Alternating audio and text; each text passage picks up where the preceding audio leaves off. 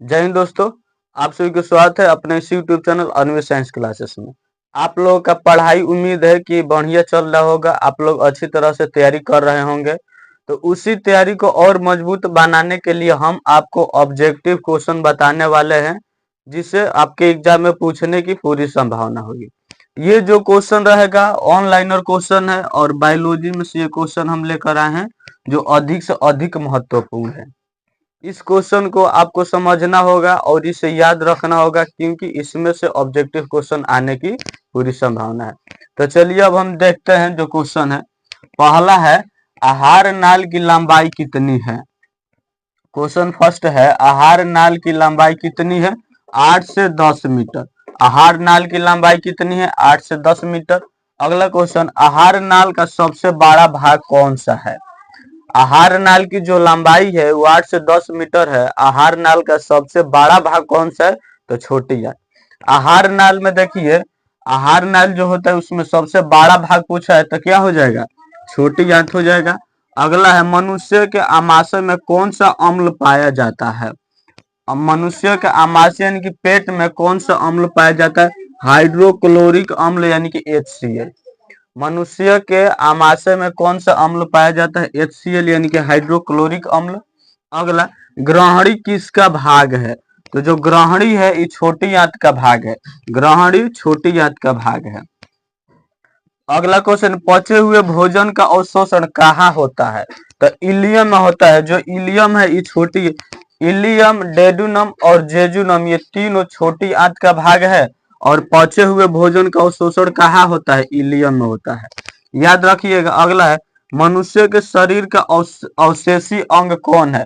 अवशेषी अंग यानी कि जिससे कोई जरूरत नहीं है उसे हम बाहर भी कर देंगे तो उससे कोई नुकसान नहीं होने वाला है। जैसे नाखून है, तो मनुष्य के शरीर का अवशेषी अंग पूछा है तो ये हो जाएगा अपेंडिक्स।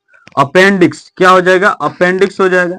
ये छोटी आंत और बड़ी आंत से जुड़ा रहता है, दोनों के बीच में है। अगला क्वेश्चन है, प्रकाश संश्लेषण अंग है।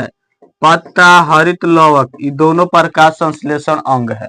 तो प्रकाश संश्लेषण अंग में इसे आप लोग याद रखिएगा। प्रकाश संश्लेषण पौधे को प्रकाश संश्लेषण में मदद करते हैं, पत्ता और हरित लवक।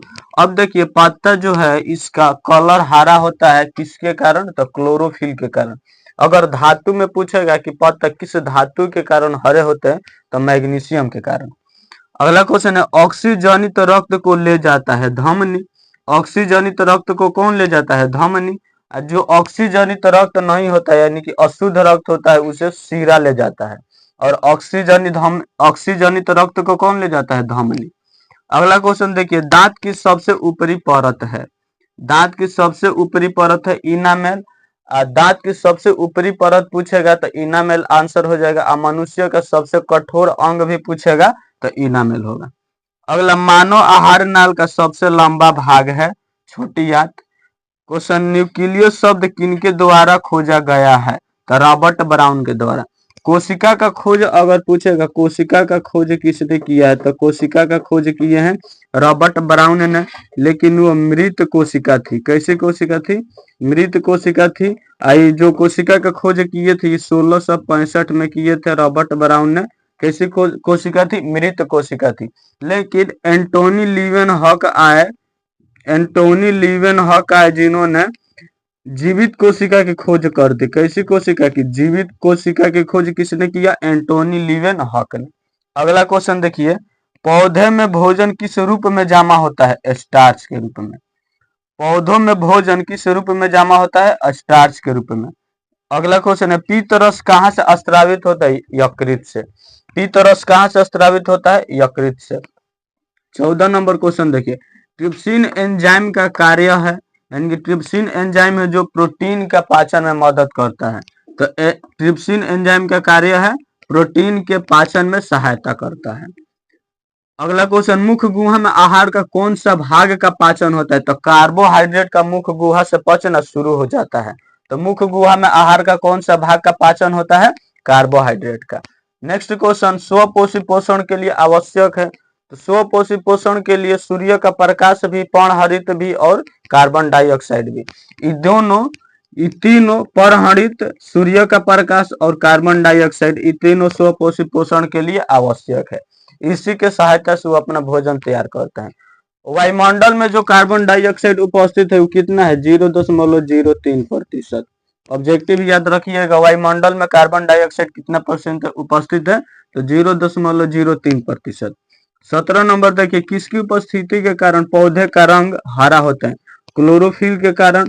अगर धातु में पूछेगा तो मैग्नीशियम धातु के कारण। नेक्स्ट क्वेश्चन है, हाइड्रा में क्या पाया जाता है? तो हाइड्रा में स्पर्शक पाया जाता है। हाइड्रा में क्या पाया जाता है? स्पर्शक।